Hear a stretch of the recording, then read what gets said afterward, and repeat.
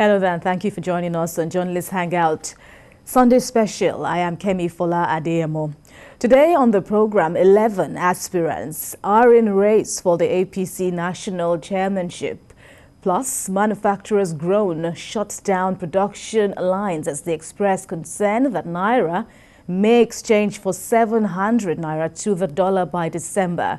Journalist Hangout Weekend Special is on the rising prices of cooking gas. And later on the show, the Super Falcons put up a dismal showing at the Aisha Buhari Women's Invitational Tournament. I'll be hanging out with Babajide Kolade Otitoju and Yomi Owokwe, while me and Akiri will join us later for sports. PKO, happy Sunday to you. Yeah, happy Sunday. Indeed, indeed. And Yomi, it's good to share this set with you. Yes, Welcome. indeed. Yes, indeed. Happy Welcome. Sunday to you, Kemi. Indeed, indeed. Good to be here.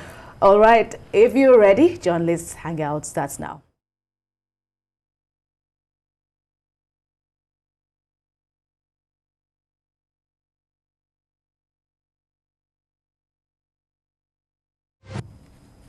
With intensity and renewed vigor, the Nigerian military is mounting pressure on bandits in the northwest, and the table appears to be turning against the criminals amidst bombardment by armed forces, as well as biting hunger and difficulty in accessing or assessing petrol due to government's new security measures. Bandits and their agents now devise means of getting fuel supply. They're also not getting away with this, as security personnel are foiling these moves. Let's share some videos of some women and criminals caught smuggling fuel in traveling bags to the bandits.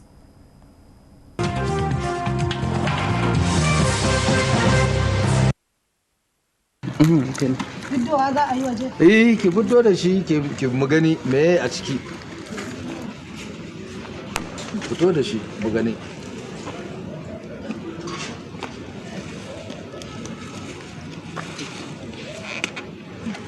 Yawwa, to ke kin fito da naki? Ke fito da naki mu gani. Wannan jikai katta yage. Ai rubi biyu ne. Oh, man fetur din ne haka? Fetur ne kai. To, buɗe mu gani. Yawwa. Haka ake daure shi. To mayar mu gani. Ƙunshe mu ga yadda kuke yi. Ke ma mai da naki. Mai da mu gani ya kuke yi, kuke sawa a jaka.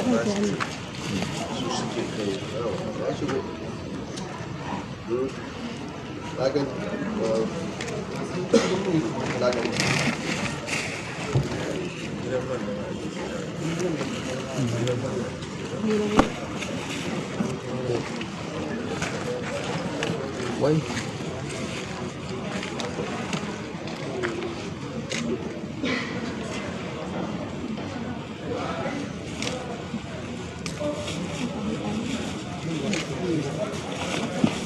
Karki fasa fa, sa a hankali, sa yadda kike sawa mu gani. Expert. To jazib din, in kin sa jazib din. Yawwa. Ja.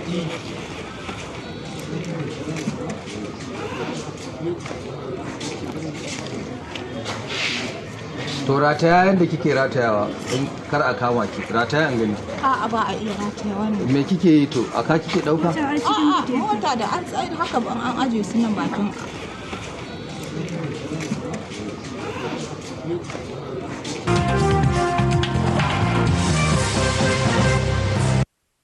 So there you have it. That's just a glimpse, excuse me, of what's happening. And this state is reported to be in Katsina State. BKO, how does this appear to you? These women are said to be, one is 16 years, another is 45, and the third is 50 years old, as well as the riders who seem to be aiding, or who are said to be aiding the bandits. How does this appear to you? You see, without fuel supply, it's difficult for them to move around. They move around on bikes. Sometimes up to 300 of them could attack a community with one bike carrying as many as 3 bandits armed with AK-47 or AK-49, as the case may be. Without fuel supply, it's difficult for them to move around. They move around within the forest. They connect states. They connect up to 3 states at once on their bikes. What I'm saying is that, like the Rugu forest, for example, you could move from Katsina to Zamfara within the Rugu forest.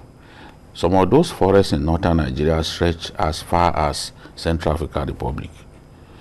Although movement within the forest usually reduces the journey. Let me give you an example. The children who were kidnapped in Tegina in Niger State, they were taken to Kebbi State. Of course, they are not going to use the conventional routes that you and I are familiar with.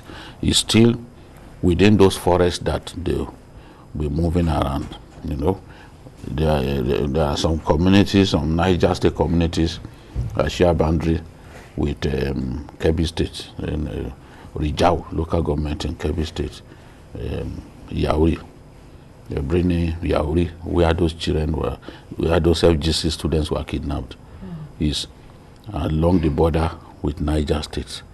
So they are able to move around on those bikes, but you need to fuel the bikes. Even if you are carrying out an operation, you need fuel. So government then said, okay, from now on, fuel will no longer be sold in jerry cans.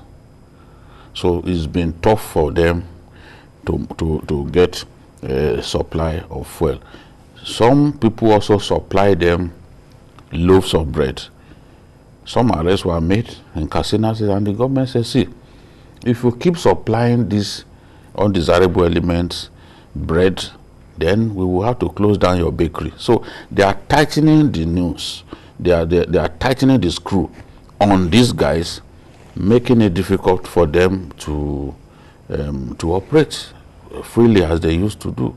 Some of the roads, the usually deserted roads that they prefer to use, those roads have now been closed, and security forces have been told that anyone who uses those roads should now be treated as a bandit.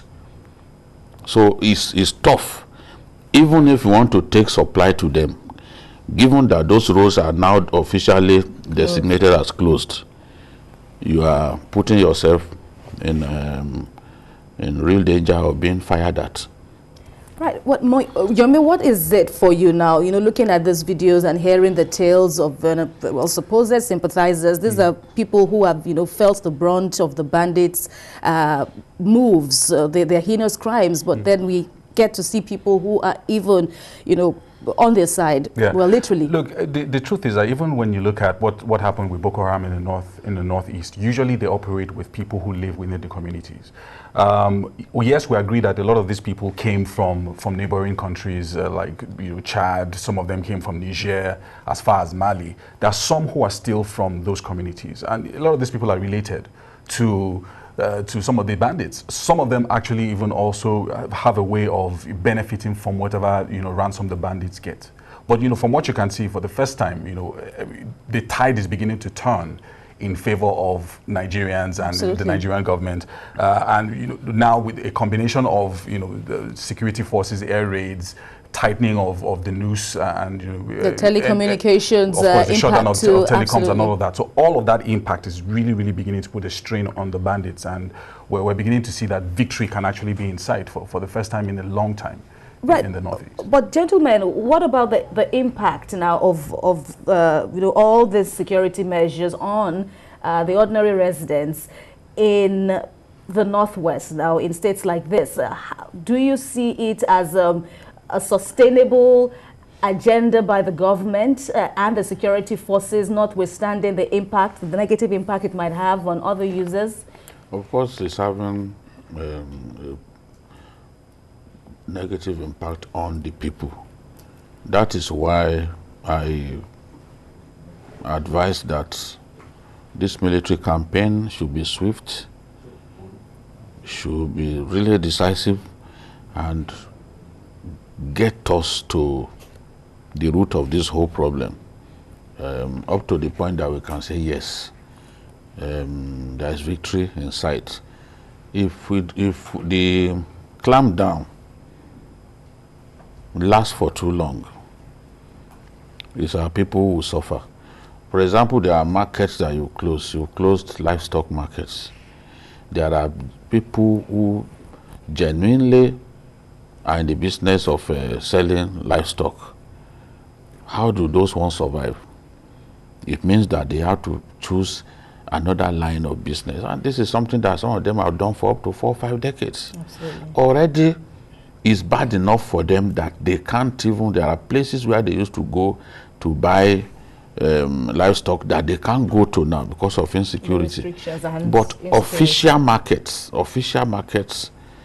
that they were patronizing, you've now said no, those markets should remain closed because bandits do a lot of cattle rustling, and they take cattle that they have rustled to those marketplaces to sell so that they can make some money to oil their banditry. But both ways, the innocent people, the innocent livestock sellers, and the bandits will feel the strain. It's the same thing with the use of telephones. There are some of my friends that I wanted to communicate with that I couldn't talk to. Even I was trying to call someone in Sokoto the other day.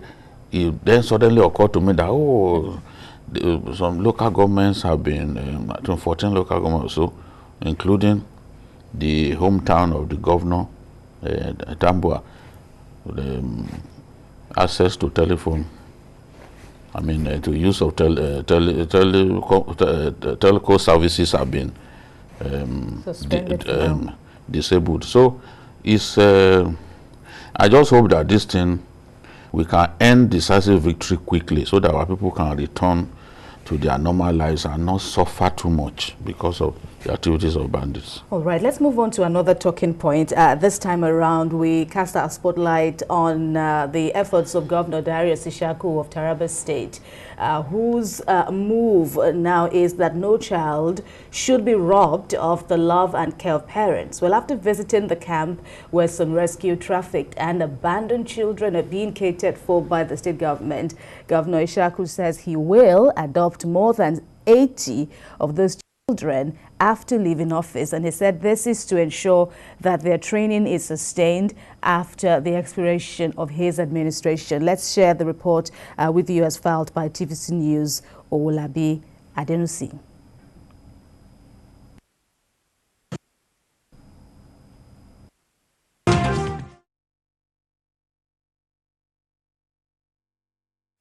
Some parents are now hiding under the country's economic situation to sell off their children to willing buyers.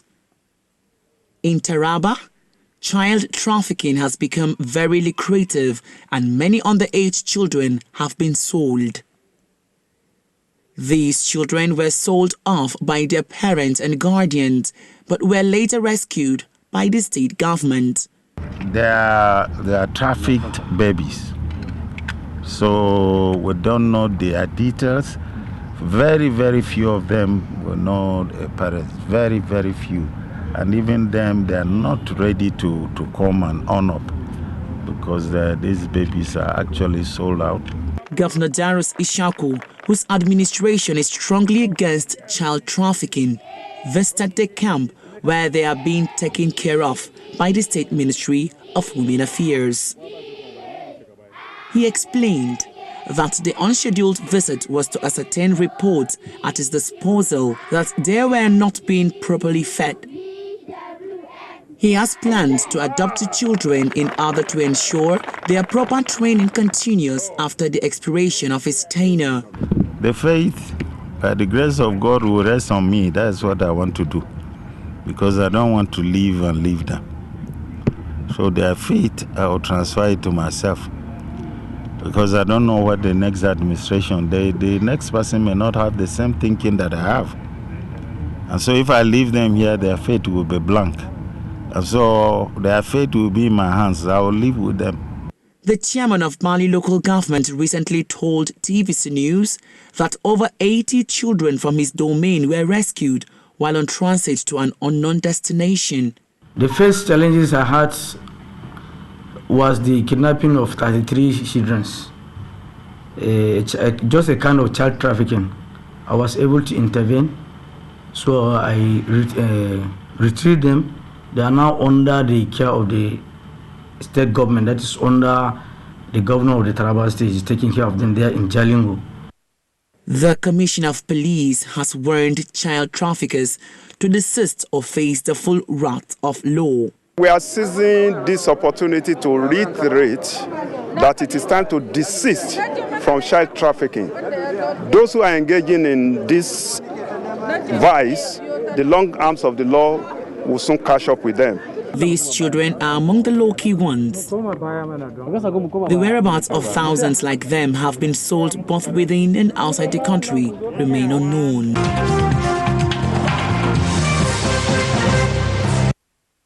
Right, so Yomi, so what do you make of this development in Taraba State? This is just 80. This is just 80. There probably would be much more than that the government has still not been able to lay their hands on. Yes, indeed. You know that human trafficking in general is one of the biggest illicit trades that we have in the world. And child trafficking is beginning to, pick up again after receiving some kind of respite in the late 90s into 2000s. And it's now quite a big business across the West African region. So you can there are some homes that have children as young as 10, 11 years old from Togo. You don't know where they came from, but they're living in your house and they're serving. That's actually modern day slavery. And all of that is going on, and now Nigerian children are now obviously involved in this situation as well. It's quite disheartening, but what the governor is doing is, I think he's leading by example as well, so that other people who are also well-to-do would also be able to say, you know what, I can take up 10 children, I can take up 5 children and all of that. But there already, right now, there's a child rights law in place in the country, in which more than 30 states have already subscribed to that law. I think those laws need to be enforced across board so that people who are caught trafficking children on the one hand should be prosecuted, and then also parents that are involved in this, because there are parents now who are selling their children out of poverty. You see one man who has 15 children, 20 children, and he's a poor man. So you find that kind of situation, and it's not, this is a situation that you have brought on yourself, but now you're now doing it on purpose by selling your children, to unknown individuals, and they would likely be trafficked to other African countries or even abroad for labor on farms, for labor in coal mines, in gold mines, and places like that. That's what they use these children for. In Lagos right now, there are over 100,000 children that have been trafficked to Lagos that are begging on the streets. Children as young as 4, 5 years old, you would see them when you park in traffic. They're not even that tall to be able to clean your window, but they're stretching their hands and cleaning your window for money. A 5-year-old boy, So what kind of future do you expect that kind of child to have? I know Governor Sanwo-Olu is trying to deal with that already, but you still have influx of children still coming into Lagos almost on a daily basis. Children that have been trafficked. Their parents are somewhere in the north, but they hand them over to maybe a blind man to be walking around with them, trying to see how they can get money from the public. So it's actually a big problem that is going on in our country right now, and I think all the state governments really need to sit up and start looking at the children, because these children have, they're actually helpless as young as they are. There's nothing that they can do. Absolutely. And they are vulnerable. Anyhow you want to look at this BKO, because there's so many issues, there's so many branches of this unwholesome practice that we are seeing established if we don't do something drastic to stop this. Yes, I think even we need to look at our laws again and prescribe tough punishments for some of the stubborn crimes. I describe them as stubborn crimes because our people are not prepared to give up such crimes. So we need to descend heavily on people arrested or found culpable of child trafficking. If you go to Burkina Faso, I've been told that there are so many Nigerians who have literally been sold into slavery, and they have no way of returning home. Some of them, largely women, are now being used as prostitutes not because it pleases them to be prostitute, but because the people who traffic them to that country felt that, look, they needed to make money off them. The same thing Mali. In some of the dangerous parts of Mali where warlords have carved fiefdoms for themselves, there are many Nigerians who have been trafficked to that country, who are being used for prostitution. And you dare not even revolt against your master. You could be killed. So you can, just looking at those children, so young, you ask yourself, why should, I mean, look at this one. Look at that one beside the governor. See how young she is. You know, the governor was carrying one child. Mm-hmm. There was another one on the governor's right. Extremely small kid. I mean, their future already is in jeopardy. But I'm happy for one thing.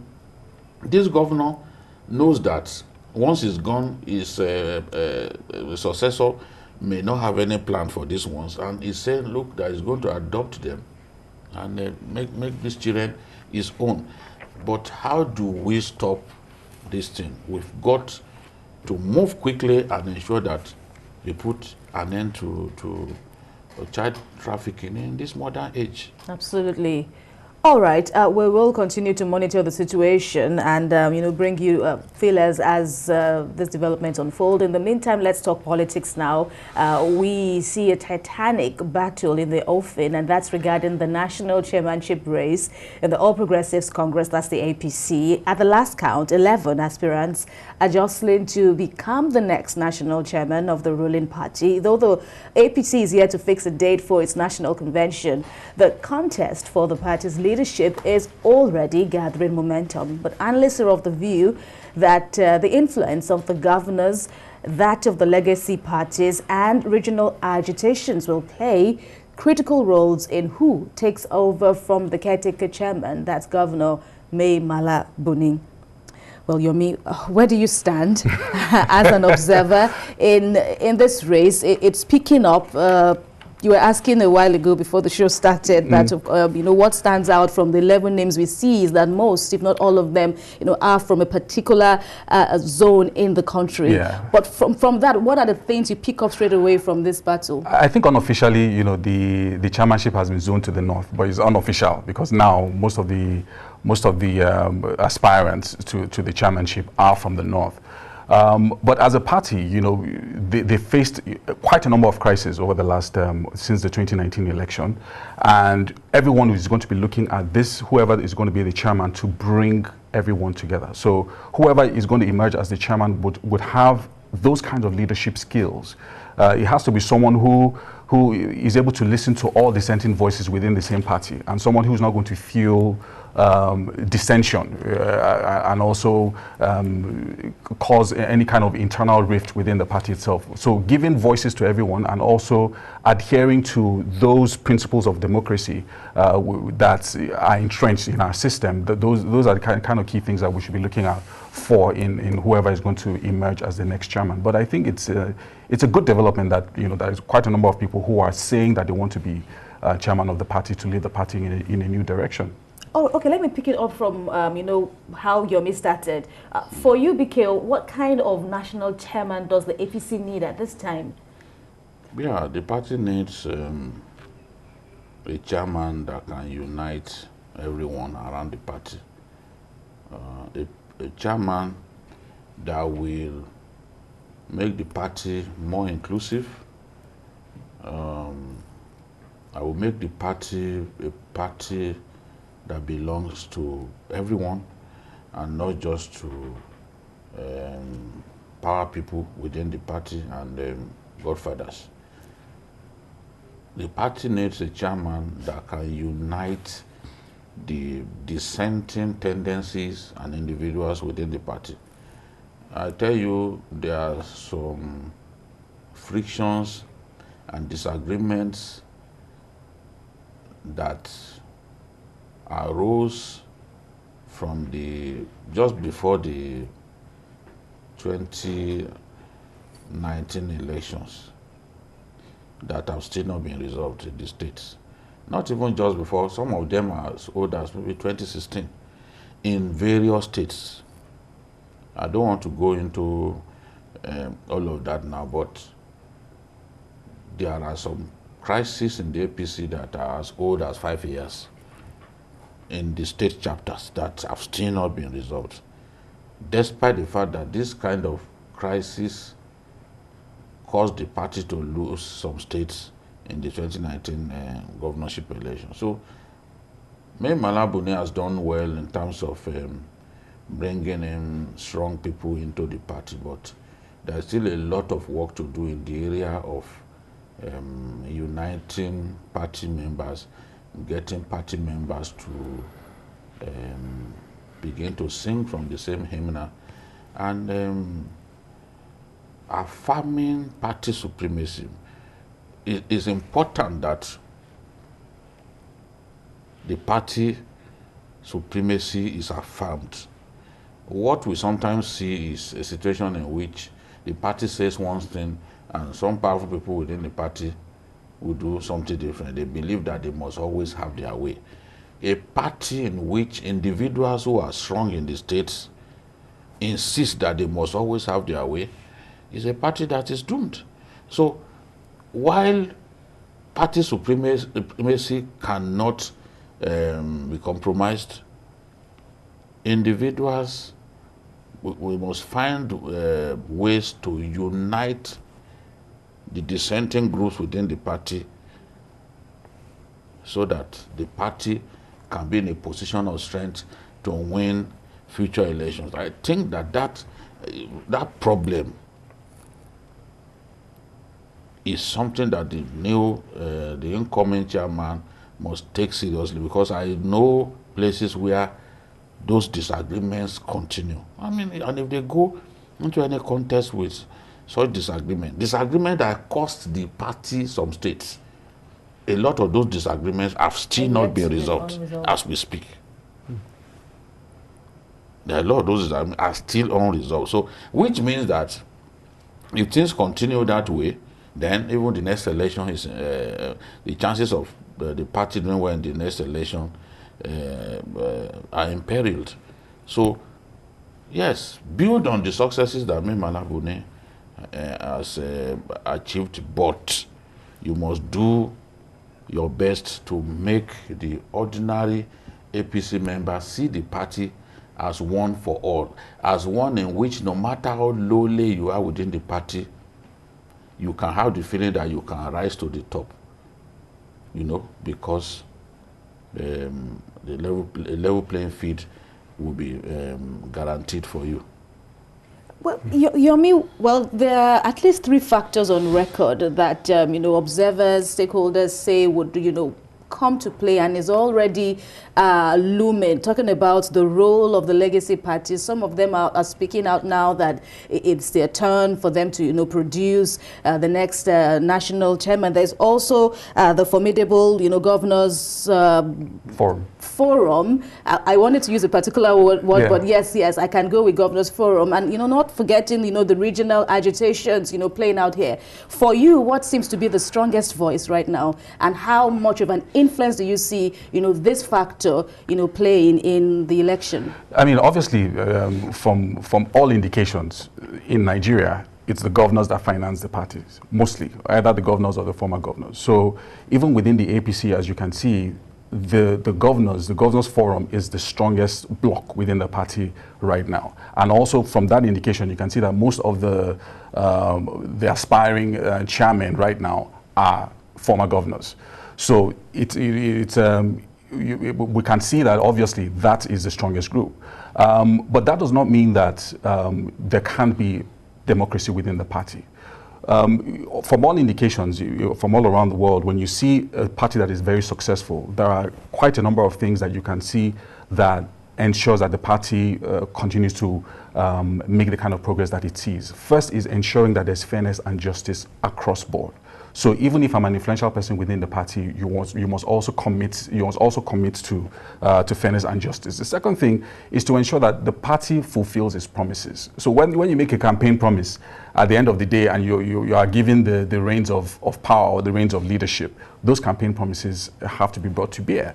So at the end of the day, within the party itself, everybody must respect whatever the party at the end of the day agrees on. So respect of party supremacy, and not saying that, oh, I'm from CPC, or we came from the ANPP, or we are former PDP members, we have not been given our turn. I don't think things like that should come into play if we're supposed to be talking about party unity at this point and speaking as one voice. So if you're talking about speaking as one voice, why are you talking about where you are coming from when you're supposed to be focused on where you're going? So I think the party at this point in time, which is also going to be a challenge for whoever emerges as the new chairman, bringing people together and saying that, look, we have come from different places, yes. We are of different hues or different tribes or different parties that came together, but now let us all speak as one voice. That's the only way that the party can continue to be successful.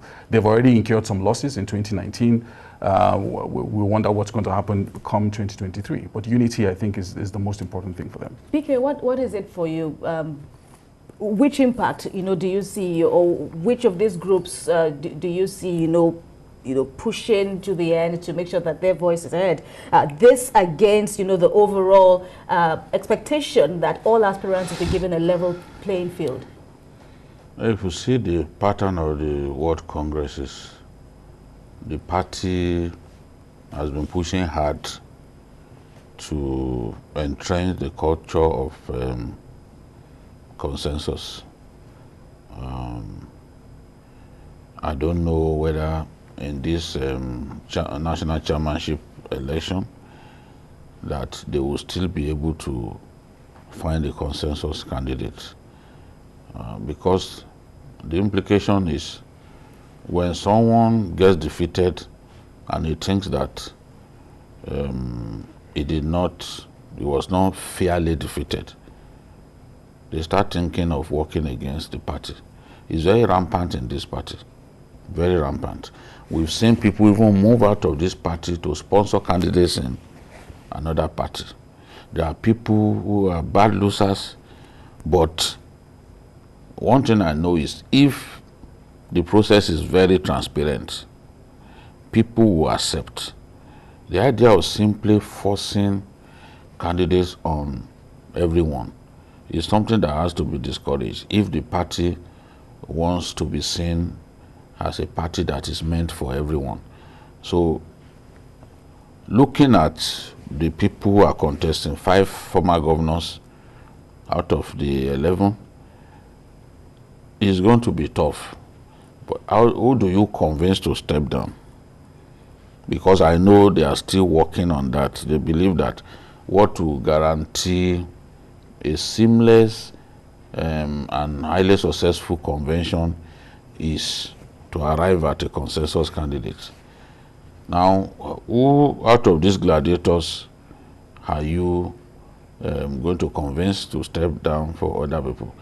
The truth is, this is the most, this looks potentially like the toughest national chairmanship race in Nigeria history, national party chairmanship race in Nigerian history, because you have people who are in the Senate ready to give up their Senate seats to contest. For this office? Yes. People like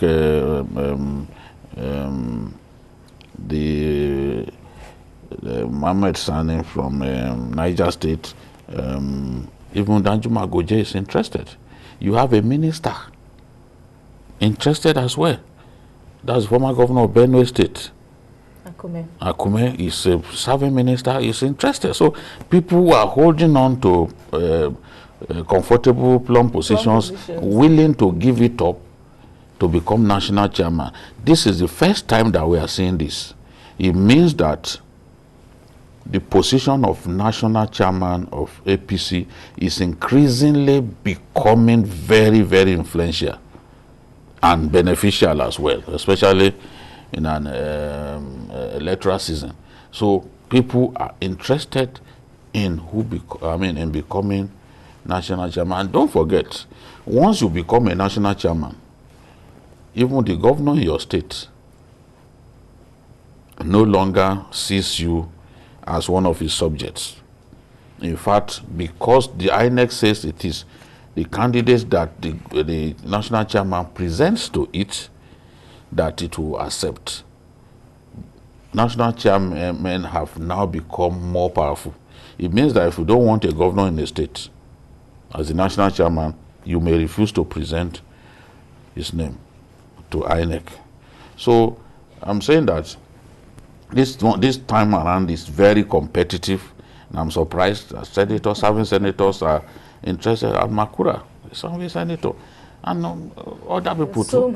It means so many names. But I know that they are working and towards. All of them are saying they have all it takes. Yes, they have all it takes. Even without them saying, right. So we know some of them. We know that they've got what it takes. Some have been governors for 8 years, senators for up to 8 years. I mean, you can't say that they don't have experience, that they can't run a party. I mean, May Malabuni was secretary of APC, and today May Malabuni is the caretaker chairman of APC. So if May Malabuni was a secretary and he became governor and is now running the party, then people who had been governor for 8 years, who had been in Senate, who also fancy their chances of doing a good job. BKO said, Yomi, that perhaps the wisest option or the plausible option right now would be for the party to, how can we get for people to step down for others, so at least, your chances are better. And of course, do this in a way that it will not create rancor, amongst those who may be forced or may be pressured to step down for others. But how easy do you see, this option? I mean, this is a hugely contested chairmanship, with people willing to give up everything to just focus on this chairmanship race. So it's going to be quite tough to convince certain individuals. For the younger ones, like Sani Mohammed and the rest of them, they might be more tilting towards stepping down if they feel like their interests will be properly represented in the future. So if I'm in my 50s, I might be considering that, okay, you know what, I may still have time. But there are some others who are, in their late 60s, and some of the former governors and senators as well, who it might be a bit more difficult for them to step aside, as it were, to wait for, in quotes, wait for your turn, like they say in party circles. But I still believe that it's a party. So at the end of the day, compromises are very important in order to be able to have peace and also not have internal crisis within the party itself. So within a party, negotiations happen. So if this happens, you get this. So I think those are the kind of things that should be ongoing at the moment.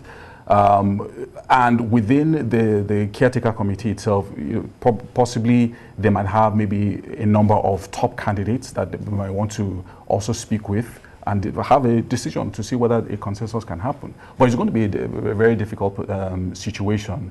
And I still do believe that I think they should also allow democracy to prevail so that maybe the strongest candidate can eventually emerge. Well, BKO, I'm sure you still remember very robustly, the goings on during the tenure of Comrade Oshiomhole, and what happened, bringing the emergence of Mr. May Malabuni. So, this is also, part of the pressure or, part of, what the party will try to correct in this next election that is looming. Yes, you see, individuals unite parties. And individuals also break parties apart. When leaders show a lack of even-handedness, it is inimical not just to the unity of a party, but to its progress. So I know that this one is going to be approached with all the caution, all the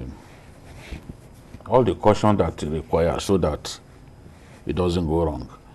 Look at someone like Yari, former Governor Yari. I think he stepped out before anyone.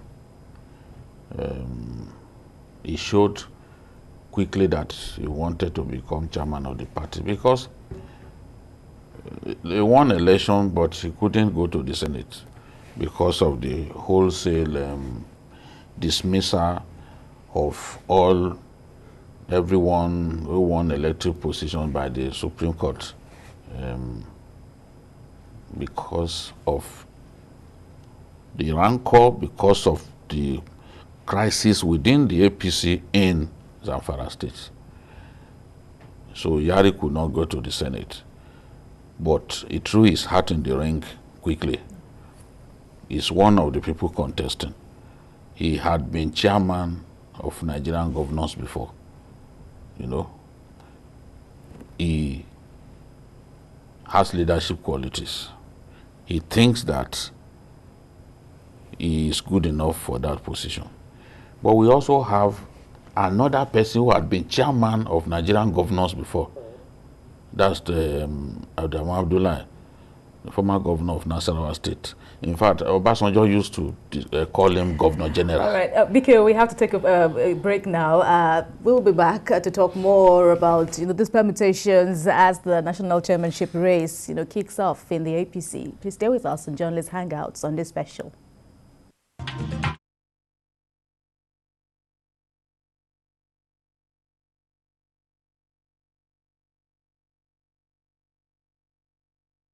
Thanks so much for staying with us on Journalist Hangout Sunday Special, and we're still discussing the APC's big project, coming up, talking about the race for the national chairman for the party, and of course the tasks before whoever this will be, has been, cut out by BKO and Yomi Owukwe here with me on the desk. But back to you, BKO. You were looking at the political personality of former Nasarawa State Governor Abdullahi. Yes, I'm saying that he had been chairman of Nigerian governors before, just like Abdulaziz Yari.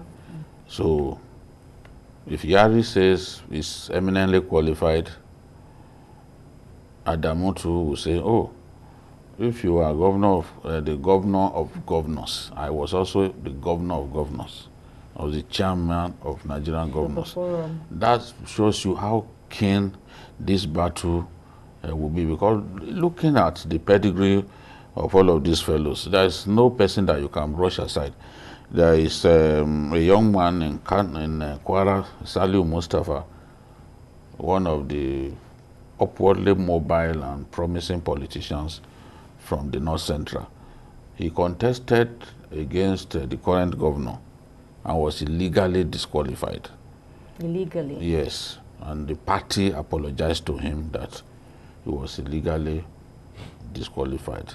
The party doesn't always do that, but knowing how strong he was, they felt, okay, we needed to apologize to this person that his disqualification was wrong.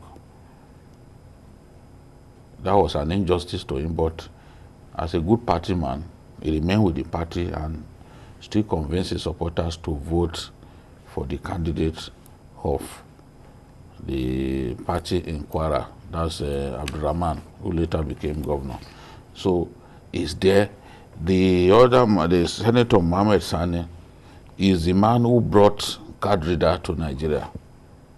The electronic verification module that we are using now in our elections, He's the one who brought it to Nigeria. He's an extremely techy fellow, and he's someone who has a bright future in politics. I'm even happy that someone like that has chosen to step forward to contest, because these are the kind of people that we need. We need young people.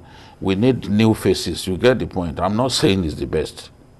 I'm not saying that, but we need, when you look at the rest of them, there are people that we had known for so long.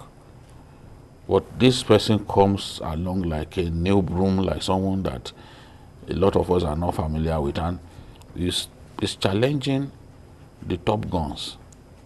So we need the party to be in that mode where Yomi Okpe can say, look, in spite of the fact that I've never held an elected position, but I fancy my chances. I'm going in.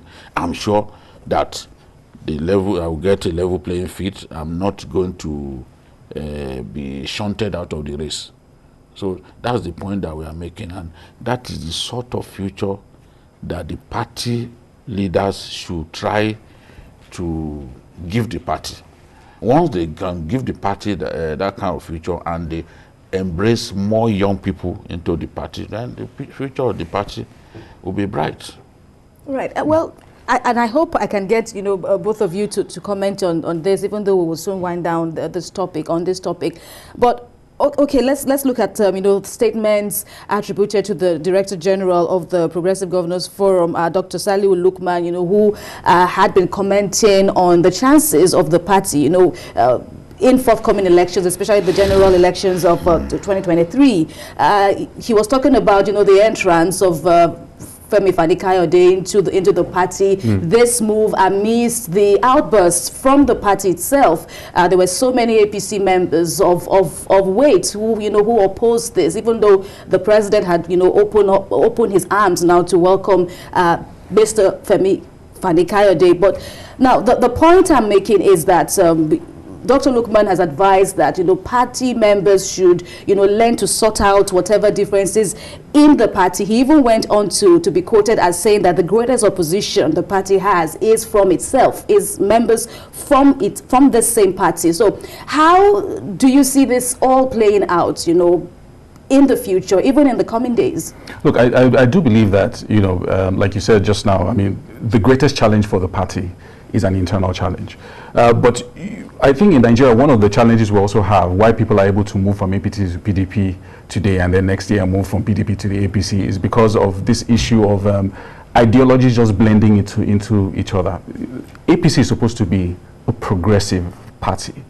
But a lot of what we're seeing in the party and in the past few years has not reflected that kind of progressive nature that we're expected to happen. And also, the fact that this embrace of all and sundry, anybody can come into the party, can also eventually turn into a problem for them. It needs to be very clear what the party ideology is. And then also establishing the fact that no single individual is more powerful than the party. So if the party itself has established that, look, there's party supremacy here, once the party agrees on something, everybody falls in line. And for anybody who is joining the party, they also are able to toe that same line to ensure that the party speaks always in unison. And if there's any issue, whatever it is, it should be resolved internally, not someone going off on a tangent after maybe an election has been done, somebody has been chosen, or all other people have stepped down, and then somebody who has a grievance is now taking it to the newspapers or working against the party and things like that. But there's still quite a number of issues that APC will need to resolve within the states, within the regions, and nationally as well. So one can only wish them well as the party in power so that Nigerians can also feel their impact. All right, BKO, you have the last word on this. Like, to what extent should the party enshrine, internal democracy? The party has, adopted this move, but then we still have people coming on air publicly, to denounce actions, looking at the newcomers into the party at this time now. How does the party, resolve this crisis? When someone like Fani-Kayode joins a party, like the APC, after all the rubbish that he has said about the party, about the president, you don't expect party members to be happy. That's the last person that people want to see in the party.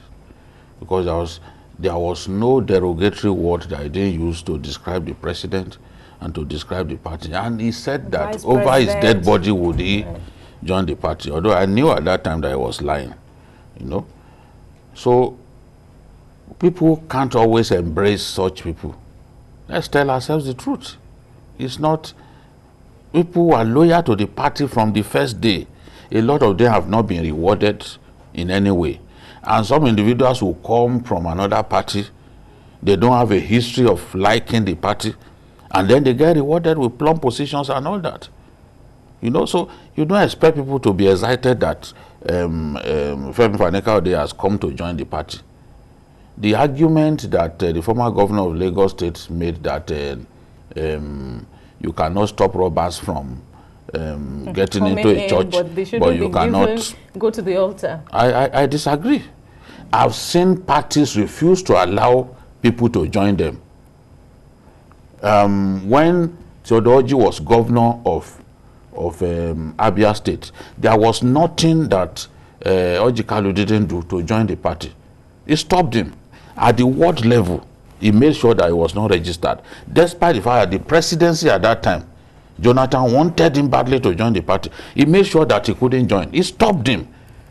The record is there, you know. So a party can stop an undesirable element from joining it.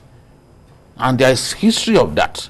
There was a time too that Ali Modu Sheriff wanted to crash into the APC towards the end of Kashim Shettima's reign as governor. Of course, he was stopped. They went to his local government, they went to the ward. The chairman of the ward said, no, he's not welcome here. He can't join. They stopped him at that point. He may have now eventually gone into the party. But the point that I'm making, and the example that I gave, Theodoji and Orji Kalu, yes, indeed. He made sure that Orji Kalu could not come back to the PDP. Frustrated that he could not come back to the PDP, eventually went and joined the APC. Is far from over in the APC. It is possible to stop someone from joining your party.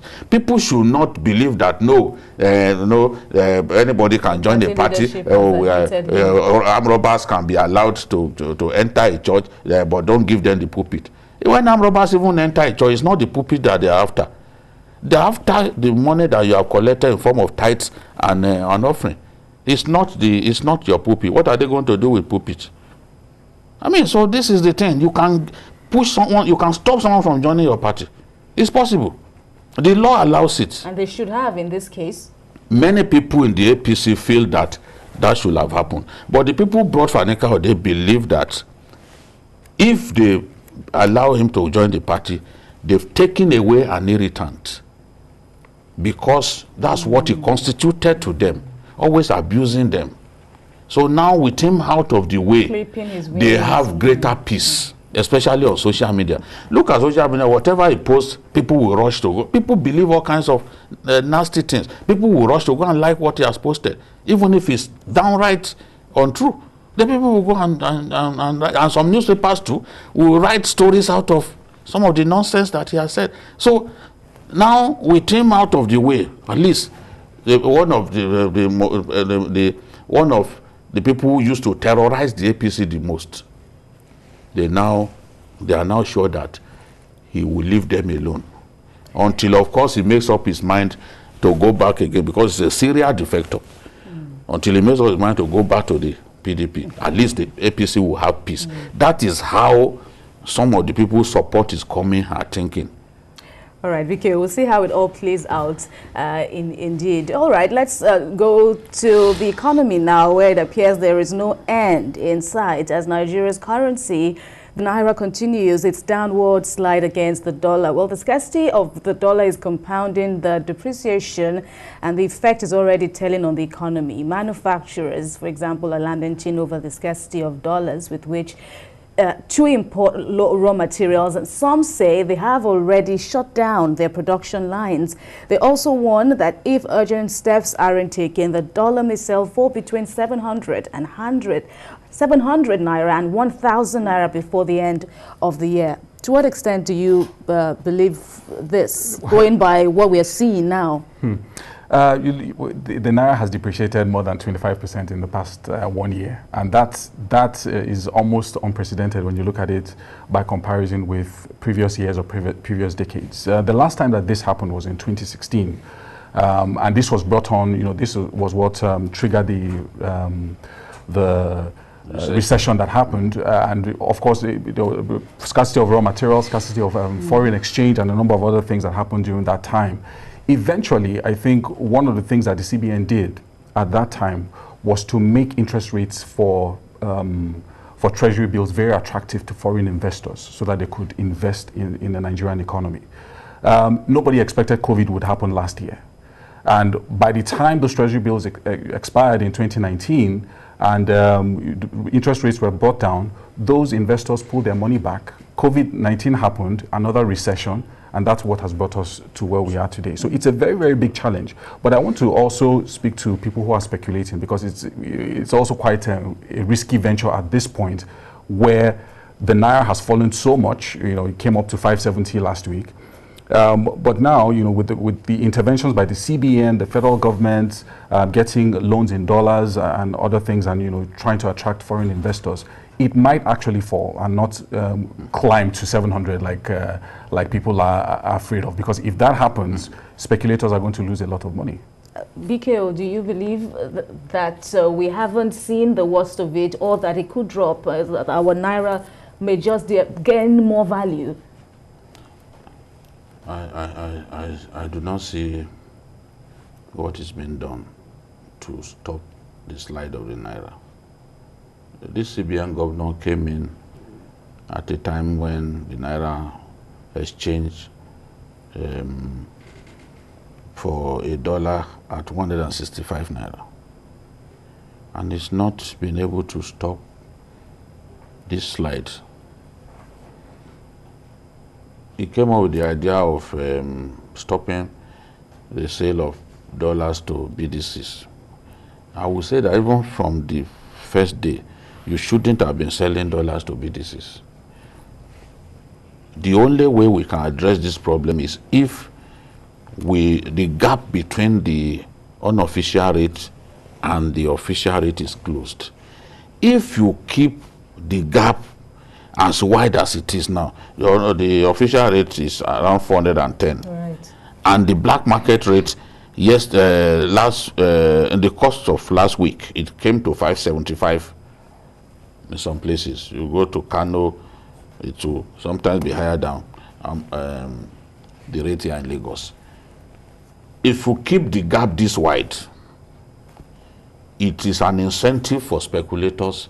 It is an incentive for people to hoard the currency so that they can now go and sell at the black market rate and make good money. Even Nigerians, he has tried all kinds of measures. The other day he said, oh, if we are able to bring in, that for every dollar that you bring in, that's targeting the diasporan Nigerians, that for every dollar that you bring in, you get paid some Naira. Now, in spite of that, we didn't see a decline. Instead, we didn't see an improvement. Absolutely. Instead, the currency continued to decline. We are experiencing a downward trend, even in foreign direct investment. For the second quarter of this year, we were able to attract just $876 million, which is the lowest since the second quarter of 2016. That is a signal to us that the economy is going down, and this needs to be addressed. What I need to see concrete steps that the CBN is taking that can really address this problem. And if you keep the gap this wide, there won't be any solution. Remember, during the Yaradua era, it was 150 to $1. But at that time, the gap between official and unofficial was just about $10 to $15, and 10 Naira, to 15 Naira. Not this. Which is not a huge incentive to the speculator. What do we have now? This gap is so wide. It encourages you to keep. Now, people are not even talking about how much money Nigerians get bribed heavily. Some of them bribed in billions. Because they know the Naira has no value, they convert that bribe to dollars and keep in their houses. Because they know the dollar is consistent. So they keep it. That kind, somebody who did not really work for money, for a huge sum of money that they brought to him. Do you think, even if you tell him that it is 800 to a dollar, do you think he will worry? He didn't work for it. He has them. So he has them stashed at this home. exchange rate, our exchange rate is abnormal. A lot of it fueled by corruption. So people, they keep asking for this dollar. Look, the truth is that we have to tell ourselves so that the devil can be ashamed. Government agencies, they bribe National Assembly members and other people. When they bribe them in foreign currency. What are we talking about? And yet we are saying it's they bribe them in foreign currency. Before bribing them in foreign currency, what do? They convert the naira to dollars and then go and bribe those greedy people. All right, BKO. Well, let's invite the founder and managing director, Carry Asset Management Limited. Mr. Johnson Chukwu, it's good to have you on Journalist Hangout this Sunday. So what is, your appraisal of the situation? What is the justification, if any, for this yawning gap between the official forex rate or the dollar rate and what we see at the parallel markets? Well, just like the last speaker said, we are dealing with a difficult situation. One of the core sources of foreign exchange in any economy is from the process of sale of your export, or process of your export sales. Unfortunately, if you look at our export sales, we are having a negative balance of trade. What that means is that because this is what they call your operating cash flow for a country, the operating cash flow that boosts your reserve is from the proceeds of your exports. But if you look at our trade in the last quarter of this year, and as has happened in the past couple of quarters, we are importing more goods than we are exporting, or the value of our import is now more than what we export. What that means that at the end of every month, we have to dip our hand in our reserve to pay for our exports, for our imports. And as long as that is continuing, you are seeing a depletion in your reserve. And you cannot rely on borrowing to defend your currency, because even as Nigeria has assessed the Eurobond market, that is a one-off. It's not a flow. It's just what you may call a stopgap. So if you say, okay, let's use it to defend the Naira, you will end up dissipating the whole amount we assessed in the Eurobond market, and you will still be in the same situation. Yes. So it's a very difficult challenge that the central bank is dealing with. The second issue is just what you mentioned. If you look at our capital importation in the second quarter of this year, total capital importation, that's total value of foreign capital that flew into our country, was only 876 billion, million, not billion, 876 million. Yes. Last quarter, first quarter of this year, was 1.901 billion. So it reduced by more than 50%. That is the capital importation, which includes all foreign direct investment into the country. Unfortunately for us as a country, we are no longer attracting foreign direct investment into the country because we are dealing with so many endogenous constraining factors, issue of insecurity and what have you. So the total capital importation in the second quarter of this year was only 876 million. Of that amount, only 77 million came on a long-term basis. 77 million was what they call foreign direct investment. Those who have come to invest in our economy was only 77 million. The rest are flows that could go back, like 555 million that was foreign portfolio investment. So if you are not attracting people who are bringing money on a permanent basis, that foreign direct investment, and your export earnings are not up to your import earnings, then you are going to be dealing with a balance of trade and foreign exchange challenge, which the country has dealt with for a long time. And if you ask me what is the solution, it's not going to be a short-term solution. I will talk about the short-term, what you may call fact that could moderate the pressure, but in the long run, we have to expand our exports. If we don't expand our exports, we're going to deal with I was discussing with somebody earlier last week, and they told me that in 1980, that for you to go outside the country to import, you have to incentivize customs people to bring your dollar into the aircraft. And what that means, we have dealt with foreign exchange pressures from as far back as 1980. Prior to that, you remember we used to have what we call import license scheme. It was a way of rationing foreign exchange. So as long as we don't address the structure of the economy, which is diversifying our export earnings, we will not solve this problem. We will only have momentary relief if the price of crude goes up, or if our production gets to 2 million barrels a day, or maybe 1 or 2 million barrels a day. But what about the CBN? What about the intervention of the CBN in all of this? You know, the gentlemen here, you know, have put their spotlight on the role of the CBN in alleviating or worsening the situation. Where do you stand? Okay, let me tell you some of the things I think as it comes to the CBN, which I say they are dealing with a difficult situation. If you talk about alleviating the situation, one of the co-discussants had mentioned the issue of using yield on treasury bills to attract foreign capital flow into the economy, which was used to moderate the pressures then when interest rate on treasury bills went as high as 18%. But the question is that when you do that, the other unintended negative consequences of that. Today, the economy is in a difficult situation. Can you effectively increase interest rate to 18%? What will happen to the economy? The economy will go back into recession because nobody can borrow. But the other aspect where the central bank has a role to play is in the channel of distribution of the foreign exchange, or the method of allocation, as you may call it. Previously, I heard somebody talk about the BDCs. The challenge you have is that the BDCs were we're servicing the informal segment of the market, and we should not deny the fact that there are informal segments of the FX market that are genuine and that should be legitimate. I'll give you instances. Today, in the Nigerian economy, all hiring of vessels, I mean, I'm talking of ocean-going vessels, are done in dollars. We don't have refineries, so people who are taking petroleum products, even to Lagos, have to hire vessels. They buy dollar in the parallel market. So the central bank, as it comes to what the central bank should do, is to find a way of bringing in these legitimate demands that are in the parallel market into the official market.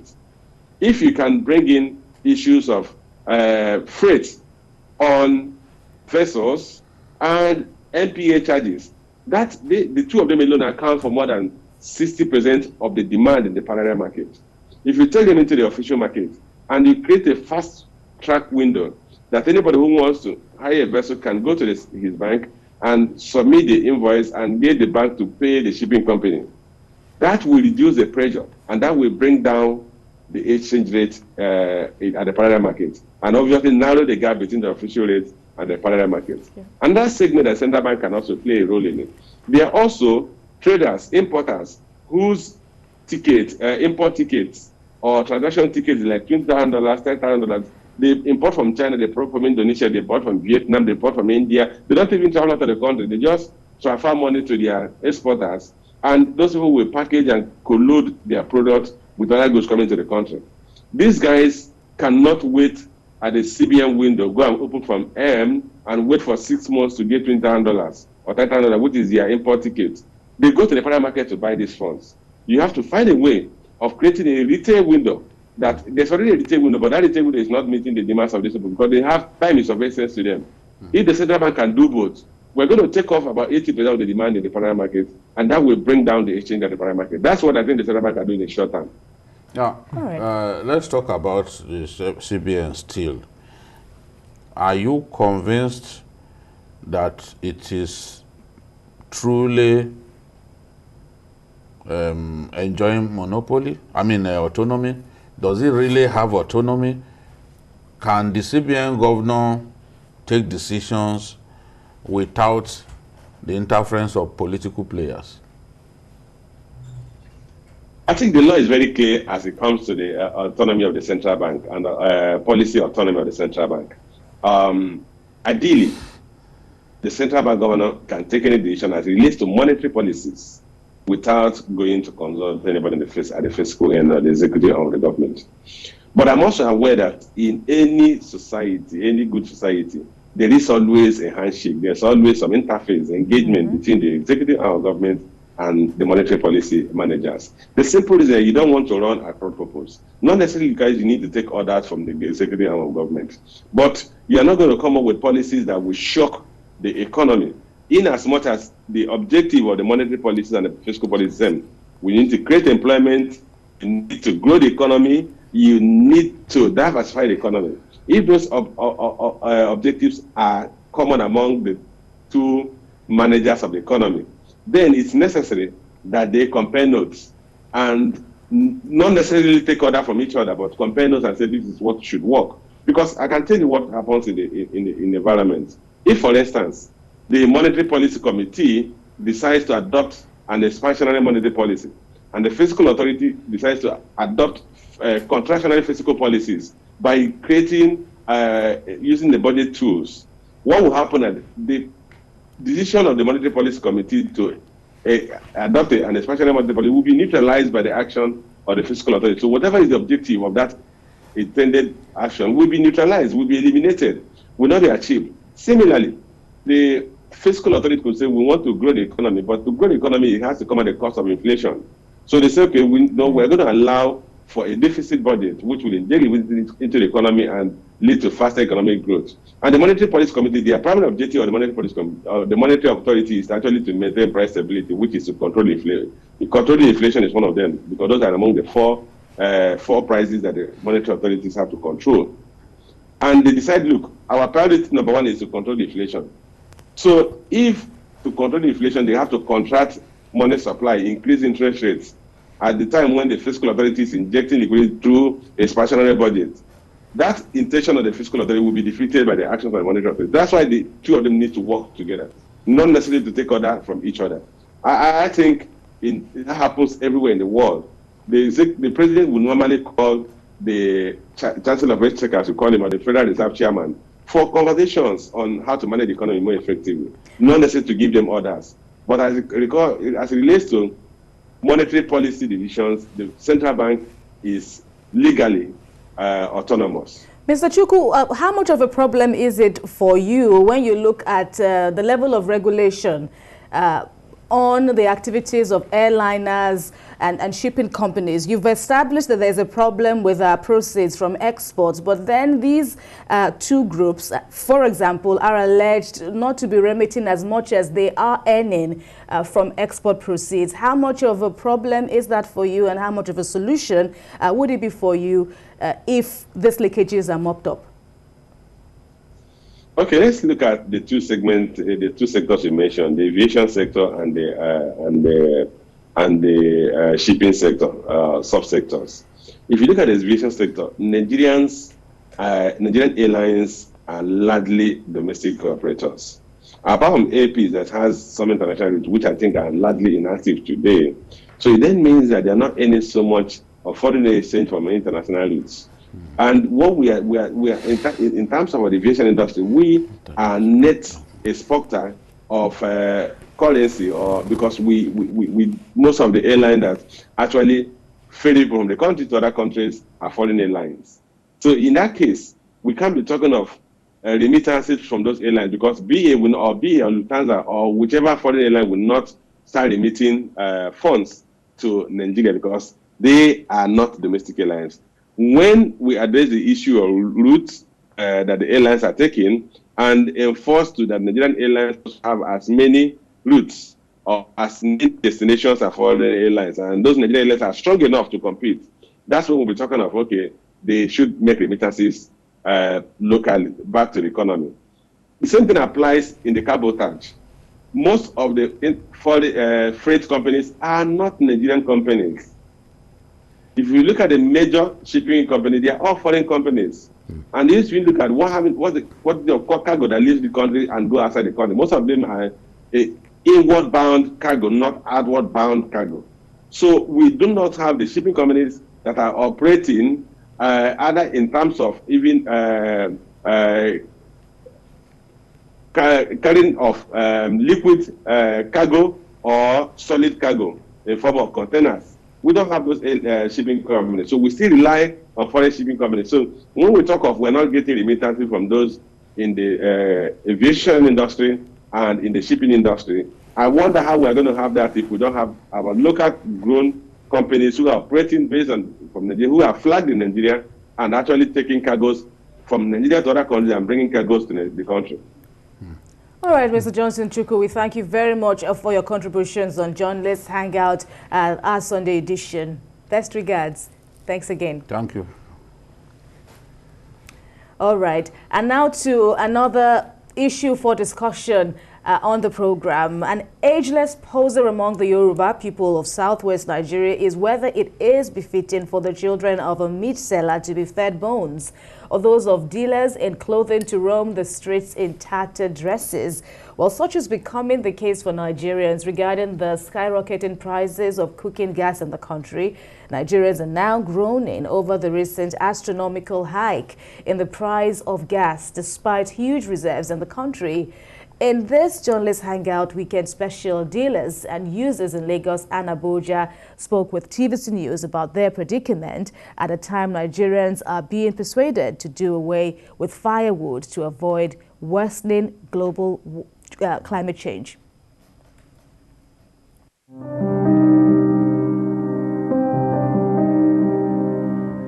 Millions of people currently use liquefied petroleum gas (LPG) and depend on it for business, industrial transportation, farming,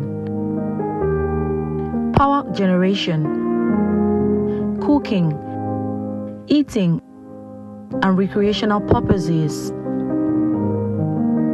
The price of liquefied petroleum gas, also known as cooking gas, has skyrocketed lately to a record high of 265 naira per kilogram, forcing some Nigerians to turn to alternatives such as charcoal, kerosene, sawdust, and firewood amid high unemployment and poverty levels in the country.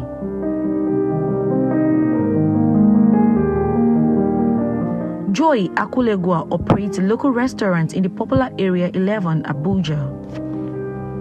She prepares her meals using cooking gas, which is not only stress-free, but also helps her achieve timely delivery to her customers.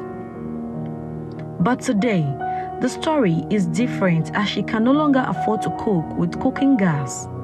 She says the high cost of products is eating deep into her profits. Joy is now forced to reduce her usage of cooking gas and embrace alternatives. Just like Joy, Miriada, another food seller, tells me how she had to abandon the use of cooking gas for charcoal and firewood. These alternatives for these women have also experienced the hike in price. Tired of buying gas, we have to go back to the charcoal because we are really tired. A day we use 4 gas, 7,000 times 4, that is how much. So we have tired of buying gas. Before we increase the price, but now many people are complaining that our food is too expensive. Before, if I fill the gas, it used to take me like 4 days. Now, upon the increase the gas, still, now I'm using 2 days. 7,200 for 2 days. And why before? 3,700, 4 days. Now it's 2 days.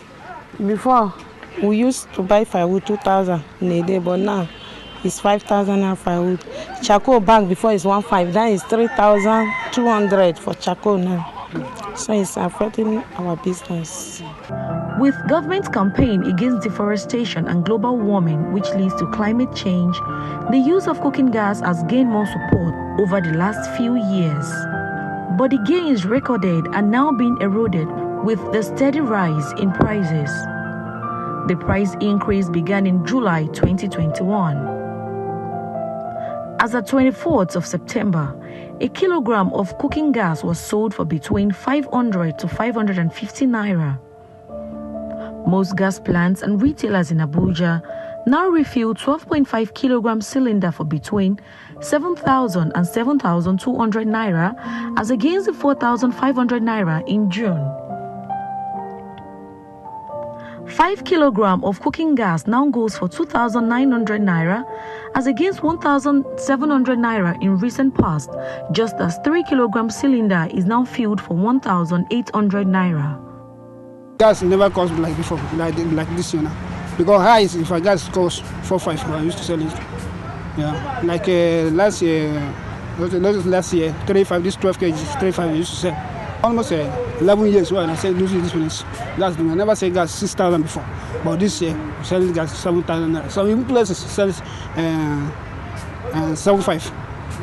For consumers, paying more for gas and other petroleum products is not sharing in a country endowed with abundant crude oil. The day I came, I don't have enough money to fill the 5 kg, so I managed 3 kg, and it didn't even last up to a week. I exhausted. If there's anything they can do about the price, if the price is too much, like food already is cost. Now, the source of cooking and is still cost. So, if government can do something about it. Where can we get the money to buy? How can we cook in our house? The thing is too much. It's beyond control. It's too much. Please, let the government do something about it. Because this thing is beyond control. How can the masses buy gas? Even charcoal is cost. Kerosene is cost. Even a liter of kerosene now is 350. It's more than petrol. So how can you people cook for their house? So may the government do something at least. Before month end, we don't borrow money, borrow here and here. The gas price tags indicated that marketers began to hike the product price from April this year, rising from around 3,600 naira per 12.5 kilogram cylinder to 4,200 naira. By May, gas plant sold 12.5 kilogram for 4,700 naira, while it reached 5,000 in June and 5,700 naira in early July. It is sold for between 6,500 to 7,000, depending on the location.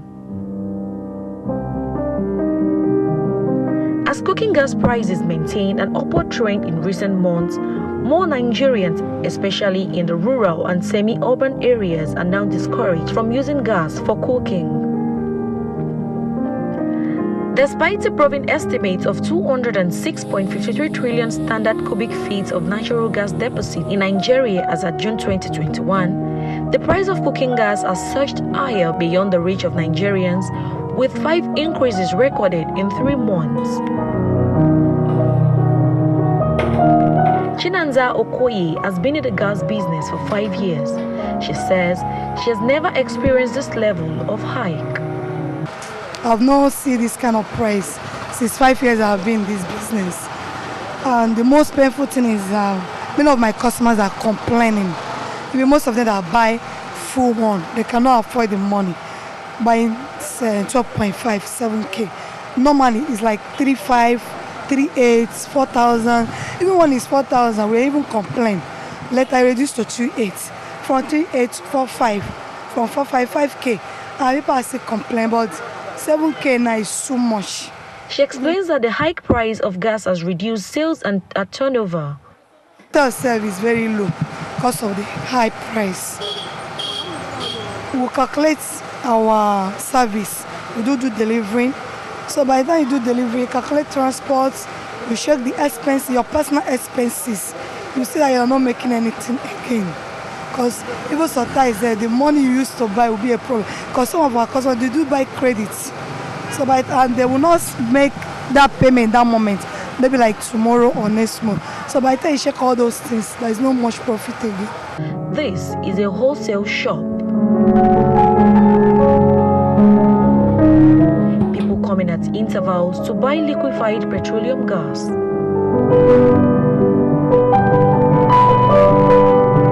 The prices here are a bit subsidized compared to the normal retail markets. A gas user, Tony Okafor, says the increase has badly affected many of them, but what can they do? They say they can only buy but reduce the usage. The increase is affecting everybody anyway. It's affecting everybody because when I bought last, it was lower than what they're selling it now. So it's affecting everybody, and the money is not flowing like before, and everything's going up. It's not good. It's affecting everybody actually. So there's nothing we can do because one has to eat. How much is it now? I normally buy it before 4,000. That's what size? 12.5, 4,000. But now it has gone up to 6,500. They appealed to the government to reduce the price of liquefied petroleum gas to make life easier for Nigerians and assist those who have resorted to using charcoal-fueled stoves to cook. Abiola Sholanke, TVC News, Lagos. Well, let's get more reactions now to the soaring prices of gas. Yomi, what is it for you? Is there any justification, legitimate or otherwise, for this increase? Well, I mean, what's happening now is basically, it's operating like a free market, like the diesel market, where importers are subject to the international rates. So internationally, because of the increase in the price of crude oil, on the other side, the price of gas has also gone up. And then we're a country that relies so much on the importation of LPG, and that is already also affecting us. But a lot of the markets are also complaining that in the federal government's revenue drive, they've extended the 7.5% VAT onto imported gas. Imported gas as well. So that also is part of the problem. I think maybe that's where we should start from, and then see how some of these things can be mitigated. That's apart from increasing the supply, which the NLNG is now saying that most of the marketers don't have the capacity to even store the gas in their depots. So it's a myriad of problems, but the basic thing is there's inadequate supply, which is pushing up the prices. What is the quick fix solution, BKO, from your end? When I looked at the figures, talking about demand and supply, I see a big gap from the supply end that needs to be filled. And what can we do? We are already importing a huge chunk of the gas the cooking gas that we use in our country. So we are importing a lot from North Africa just to try to address this problem. The problem will not go away quickly. Probably the solution is to do a lot more importation to try and bridge the gap between demand and supply. But the pains that our people are going through, government has to address those pains. I can imagine myself now to be a restaurateur. Already, the prices of food items have gone up significantly because of insecurity in some of our food production belts. Now, how do you tell people that you have to reduce the rations that you sell because you must factor in the skyrocketing prices of cooking gas? Well, that is the thing. So people's capacity to make profit every day gets eroded in our country. Gets eroded. Everything is going up. But people want to stay in business. So what do? They have to make sacrifices. The restaurateur has to make sacrifices. Everyone is making sacrifices in our country. Look at bread. We talk about bread here all the time.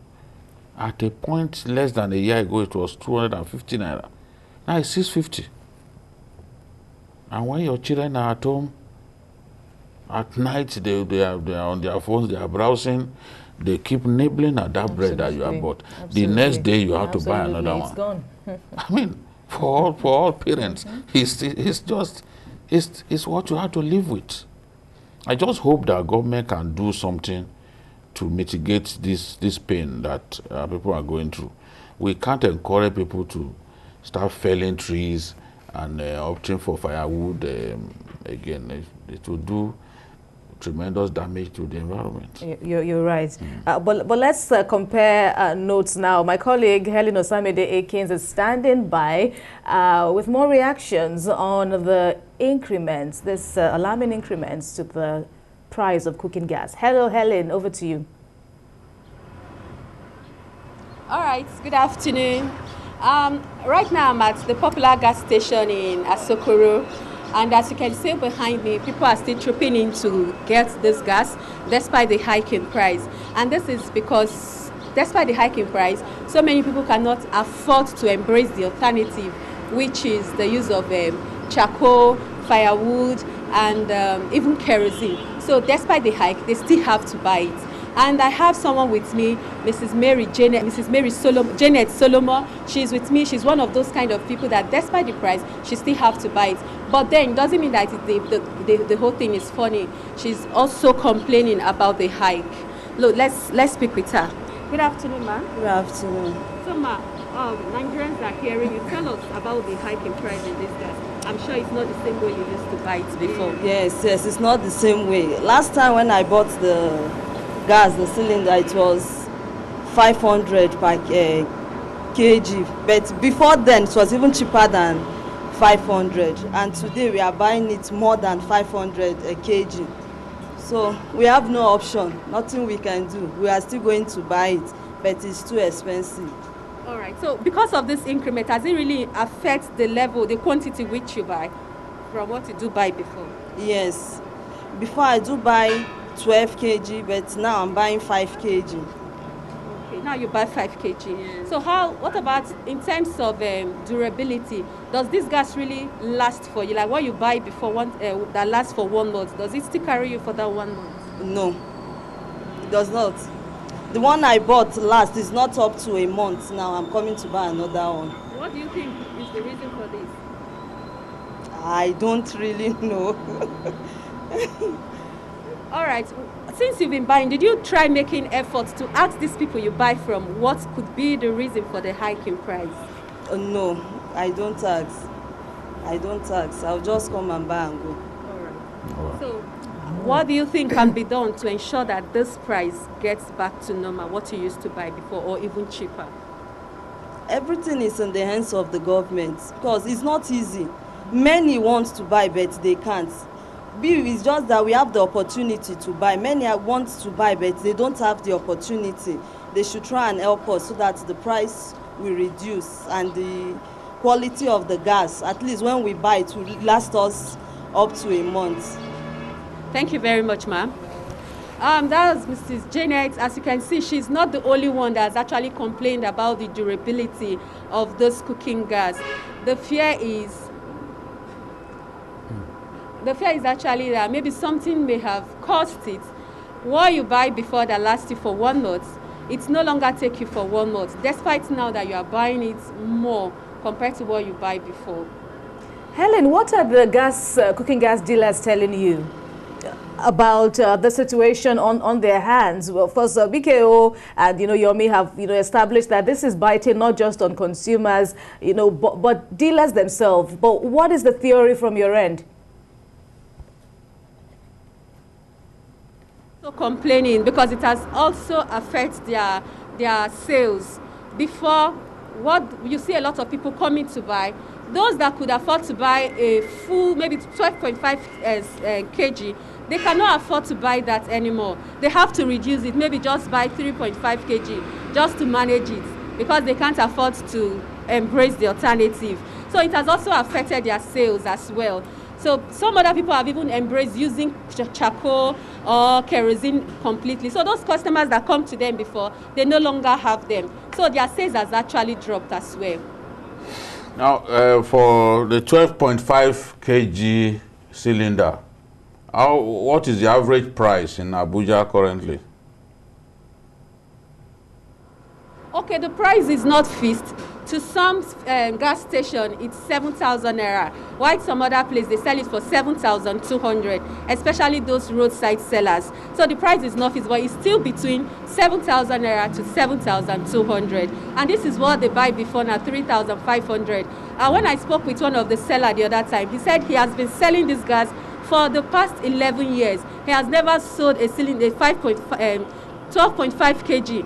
For 6,000 naira, but today he's even selling it for more than 6,000 naira. What about sharp practices, if at all? We could have, some elements, wanting to take advantage of a situation, as we are seeing. This is an essential commodity, depending on where you stand. Gone are the days, Helen, where people see it as the exclusive reserves of the wealthy, but more and more ordinary people are having to use gas. So, just how safe is the use of gas or the purchase of gas at this time in Abuja? you know, the government has been clamoring for people to use a clean cooking facility. They've been trying to discourage people using firewood and this charcoal because it will lead to people cutting trees in the forest, which also has its own impact, its own effects on their health and every other thing. Look at climate change and all that. And now with this increment, you are taking people back to what you are trying to convince them from using. So a lot of people who never used these things before, they are now forced to go back after the efforts of trying to convince them to use this cooking gas, and then to avoid people buying charcoal and firewood. So it's like taking them back to what you are trying to discourage them from. And let me tell you, even the same alternative that they have access to right now, which is charcoal, firewood and all that, they are not even cheap either. They are not cheap anymore. So, you know, some Nigerians will like to take advantage of the situation. So they saw that gas is expensive, they now have more demand for it. So they tend to increase their price as well. So it's actually telling on the ordinary people in Nigeria, not just the ordinary people, everybody, because even the cost of food in the market is something else. So it's telling on everybody. All right, Helen Osamide Akins, well, that will be all for now. Many thanks. Back to the studio, Yomi, firewood and, you know, all these options aren't exactly attractive, even in a cosmopolitan city as Lagos. What options are there? There are basically no options. I mean, we've talked about for years about the risks of using kerosene and open stoves and things like that inside your kitchen. You've had adulterated kerosene exploding in people's homes and people's homes catching fire. So Nigerians resorting to all these alternative sources of cooking is not really the best. It's not safe, even for themselves, for their own personal health, before you even talk about the environment and all of that. So really, at the end of the day, this supply gap needs to be filled. Other issues that the marketers are complaining about has to do with government policy, like the 7.5% VAT. Maybe that should be suspended. You know, that can be something that can be discussed, specifically for cooking gas, so that it does not affect the price of gas, because it continues to go up, and there are fears that it will continue to rise as long as this scarcity persists. Well, we just hope, you know, things, we all get a reprieve, you know, from this and every other economic challenge before us now. But, well, let's talk sports. Whether Nigeria has lost its dominance in the African female soccer scene, well, that is the issue now. Or whether countries have outgrown their minnow status. We don't know what conclusion, but that is a raging debate at the moment, especially when you look at the dismal outing of the Super Falcons at the just concluded Aisha Buhari Women Invitational Tournament, and that was the first edition, and we saw how that played out. The Super Falcons simply failed to lift the trophy after being walloped 4-2 in the final by the Bayana of South Africa here in Lagos. Let's relive that final match with you before we go on into the discussions.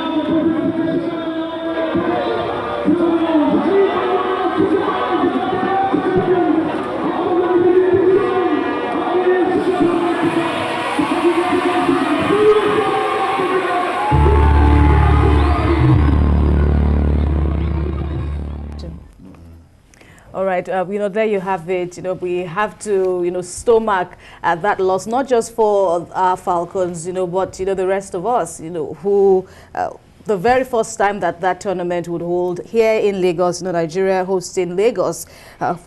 Before we even get there now to analyze that, me and Akiri is here with us on the set now to talk about this, but I have to introduce you with the subject of Anthony Joshua's.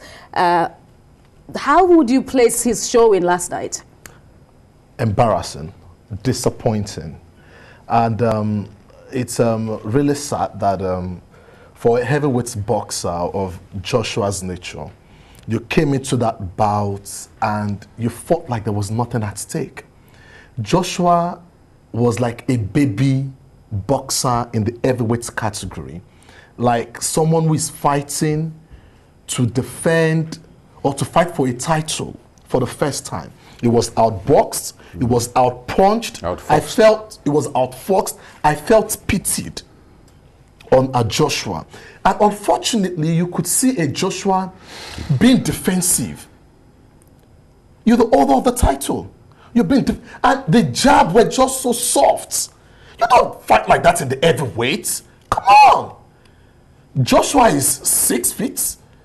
You're talking about Muhammad Ali, also of the same height. And you have longer reach. Because he's taller than the guy. And he's taller than his opponent. What stopped you? What were you thinking? And I loved what fans did to him when he was leaving the squared ropes. They said, if you want to come and fight again at the Tottenham Stadium, you must have a dream. Fight like a pugilist.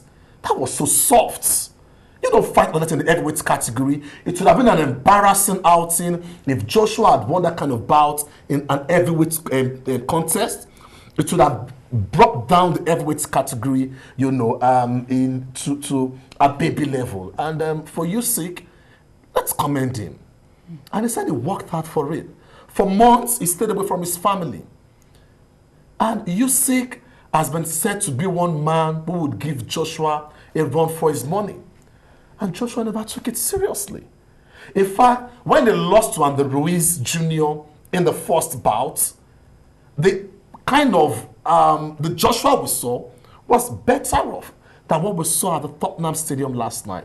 In fact, it's a disgrace to the heavyweight category to see a Joshua hold those titles and come to the squared ropes like that against Usyk. It felt like there was no life in him. It's a shame. So the implication of that outing last night is that Anthony Joshua has lost those titles. That's it. But then, BKO, I must, bring you into this, even though for a brief assessment, because he appeared, he was reported to be in, a great form. What went wrong? Honestly, I'm as dazed as anyone, any Nigerian and any lover of Joshua who watched that match. There was no life in him.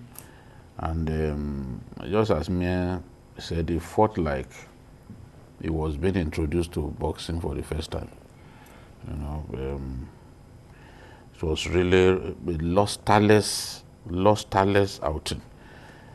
I think Joshua is better than we saw yesterday, and if he really wants to cement his legacy, he better bounce back strongly. And after that, he can quit.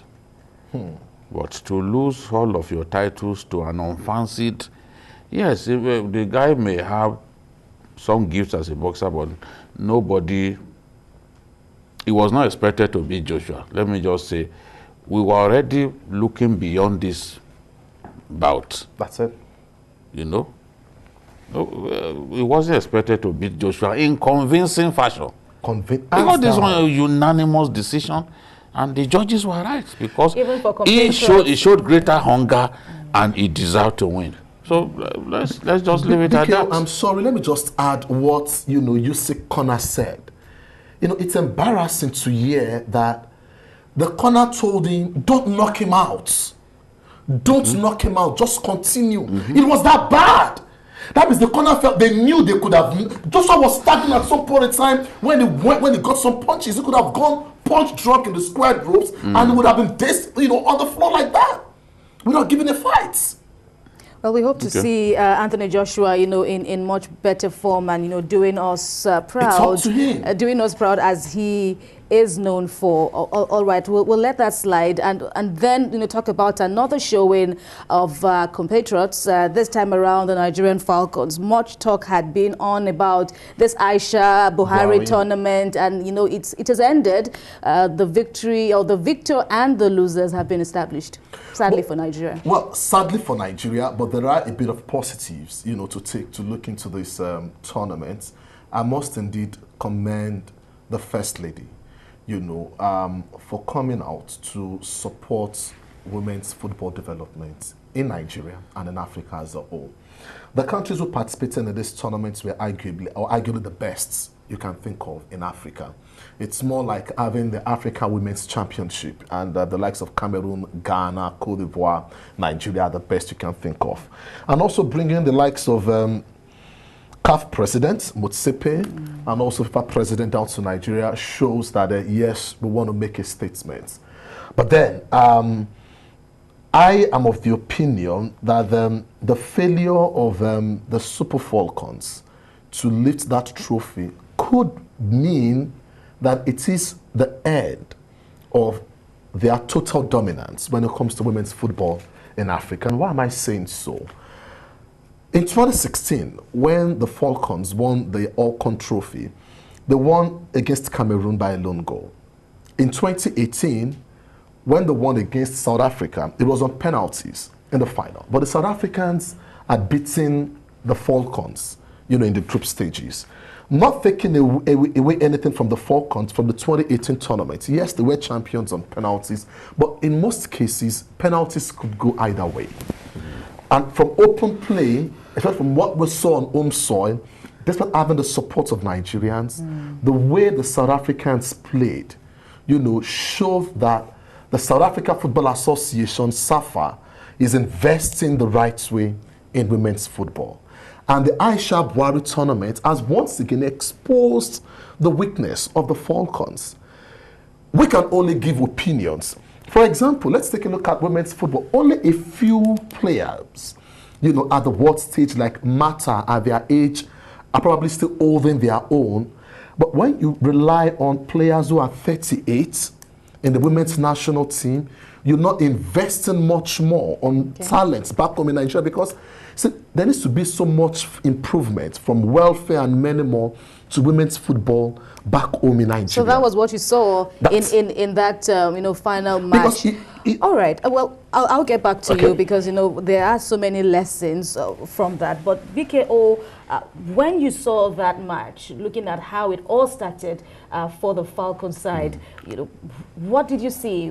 How can we even take this further? Looking at the plus on the side of the girls as against the minuses. I think we should just begin to rebuild the team. This team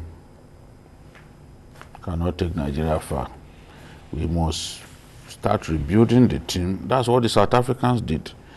What they have there is a much younger team than our team, and it's taking them a while to build a strong team that has inevitably dethroned Nigeria. As the best, even the best female player in Africa now is South African. So we need to rebuild this team. In the past, our women were very good, very skillful, very fast. Talking about people like Nkiru Okosieme, Patience Avre, Mercy Akide, these were people, they dominated the scene. We dominated the scene. All right, but right now, we don't have... I'm afraid, sorry for the interruption. Fidel from Owerri, good afternoon. Welcome to Journalist Hangout. Thank you very much. Like I said, my name is Chief Fidel Onyeneke, and I want to say that we need to engage our economic experts. In this country, we have professors, we have people who can contribute to to making our economy more stable. Look at what we are suffering now about the issue of cooking gas and so on. If the average person cannot procure gas or even something to cook, then it means that we have gotten to the worst in terms of economic degradation. And look at talking about our planning of our economy. We are in a country where the naira is depreciating on daily basis. Our experts should, for God's sake, come to our aid. Let us, various universities, various institutions, those who are serving in different foreign agencies and so on, to come. Thank you so much, Mr. Fidel. He was speaking on the economic discussions we had on the program earlier. But I'll let you, BKO, now to wind up.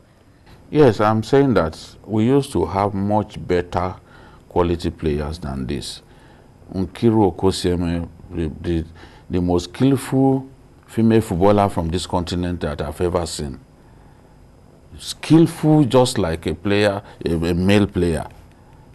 You know, she could hold her own against a male player because she had the skills. And you know, football ran in the family. Her father was a goalkeeper for the national team. His brother was also a winger for the Super Eagles. Those were the people who brought us to the forefront, you know, in women's football. But look at the slide. This slide, if we do not address it, a time will come when we will not even rank amongst the best three on this continent, because we are struggling to beat Cameroon. We can't beat South Africa. No, it shows that there is a slide. Right. That has to be addressed. Okay.